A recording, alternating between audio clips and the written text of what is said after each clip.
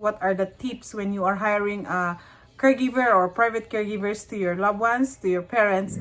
How is everyone out there? My name is Sarah Buyucan. I live here in Calgary, Alberta, Canada. And on today's topic, we are talking about how to hire a caregiver. Okay, so if you are an aspirant employer or aspirant employee to become a caregiver, to become an employer, this video is for you guys, okay? Because I am going to share based on my own experience when I was a caregiver here in Canada. So I have two employers before I applied my permanent resident, okay? So you stay with me until the end of this video. Employers out there, first thing first, before you hire a caregivers who can take care of your loved ones, your parents, you need to do your assessment. How many hours you need a caregiver to take care of your loved ones, your parents? Do you need a full-time caregivers? Do you need like day shifts only? Do you need 24/7 care? Or do you need this caregiver to stay in your home like as a living caregiver or a live out caregivers? Okay, those are the things you need to consider. What type of duties your caregiver will provide to your loved ones or to your parents? Is your caregiver need to work full-time jobs or part-time jobs or just casuals? Or is your caregiver need to work 24/7 care like days and evenings and nights? Is the caregiver need to do cleaning, cooking, feeding, bathing? This caregiver need to take your parents or your loved ones to doctor's appointment or pick up some medications? Or do you need your caregiver to take your parents like extra activities, like playing bingo, some craft? Or is this caregiver need to take your parents like do go shopping? Before the interview, you have to write it down what are the necessary requirements before hiring your caregivers. When hiring a caregivers, you can go either through agencies like recruitment agencies, or you can go to the websites like in Canada Job Bank, or you can like LinkedIn, nanny services, or some friends referrals. If you want to hire people from foreign countries, you need to consider the processing time from the immigrations. And if you badly needed someone to take care of your parents, your loved ones, and it's not advisable to hire people from overseas, is because the immigration processing is you need to wait for certain months or even certain years. So we can hire people from overseas, our relatives or friends, as long as this applicant overseas is qualified for the immigration requirements to come here in Canada. And also, you as an employer is qualified to hire foreign workers or caregivers outside Canada, something like that. The same in some other countries. In every countries, they have their own immigration requirements in hiring overseas. So when hiring people from overseas, let's say your parents is Indian or a Filipino or African, you speak your own native language, and sometimes we have to consider to hire people from overseas who can speak our own native language. So make a list of expectations from the caregivers.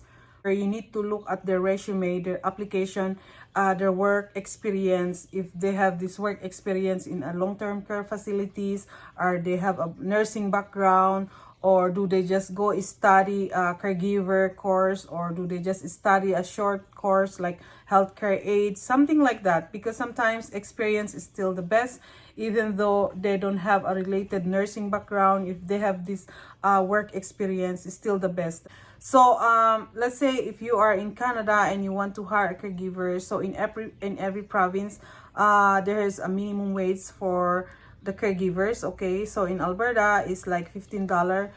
If you're going to hire foreign countries, there's a standard salary for the caregivers, and it depends on the situation too.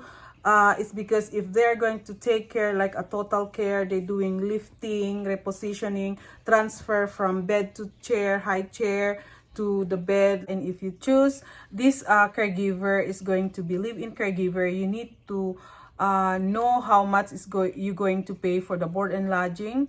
Okay, is it going to be deducted to the caregiver salary, or you can just give it as a free board and lodging? Some employers do that. Before hiring a private duty caregiver in your home, this is very important. You need to check your home policy insurance. You have to make it sure this is covered just in case is something happen, okay, to your employee in your home. If they cover policy domestic employees, if you're going to do the job interview, sometimes it is good to let that caregiver come into your home. You know, during the interview, you can see if your parents like this person. You know what I mean? Just based on my own experience, because when my employer interviewed me here in Canada, these parents doesn't want to have someone with them because they thought like, you know, we don't need a caregiver, we don't need a nanny, we can manage, and they are not very happy, you know. But of course the children know exactly the parents badly needed someone to stay with them. Also, when you are hiring a caregiver, it's either this person just only for companionship. So if you are in Canada and you want to hire your relatives or your friends or someone like overseas, you need to make it sure you know the requirements from the immigration, okay? So especially for the caregiver, there's a new pilot program in Canada, except in Quebec, okay? So in Quebec, if you are going to hire people from overseas for caregivers, you need to provide LMIA, like Labor Market Impact Assessment, and they need to approve you here in Canada, in Quebec, before you hire this person outside Canada, okay? Otherwise, if you are not in Quebec, employers who want to hire caregivers overseas, you need to present your tax assessment, okay? The tax assessment, they will see if you're qualified to hire people from overseas.